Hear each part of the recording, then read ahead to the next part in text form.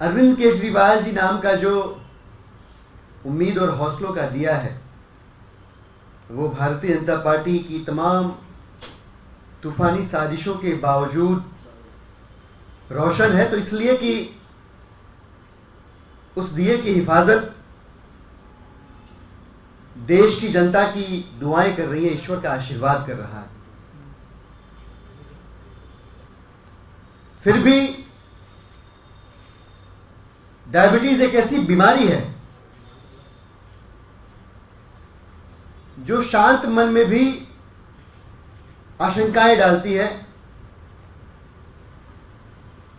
और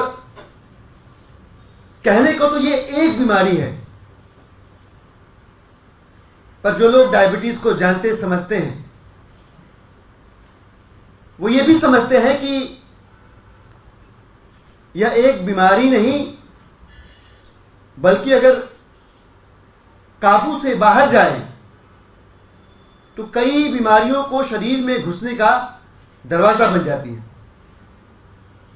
हम सब जानते हैं अरविंद केजरीवाल जी लंबे समय से सीवियर डायबिटीज से पीड़ित है, परेशान है, और ऐसे में ईडी की गिरफ्तारी के बाद उनका डायबिटीज लेवल फ्लक्चुएट करके बहुत नीचे जाना उनके लिए जान का खतरा पैदा कर रहा।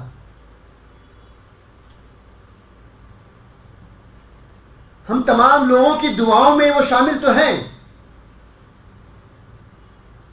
लेकिन पता नहीं किन दशाओं में, किन परिस्थितियों में, किस तरह के मानसिक दबाव में उनका शरीर गुजर रहा है कि पिछले 12 दिनों के अंदर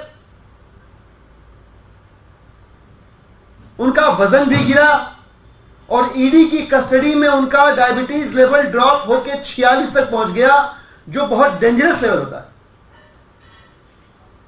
मेरी मां को भी डायबिटीज है।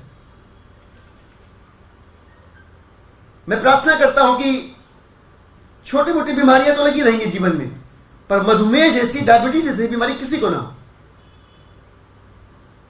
क्योंकि 46 अगर किसी का डायबिटीज लेवल जाता है, ड्रॉप होता है, तो डॉक्टर आश्चर्य करते हैं कि व्यक्ति जीवित कैसे है।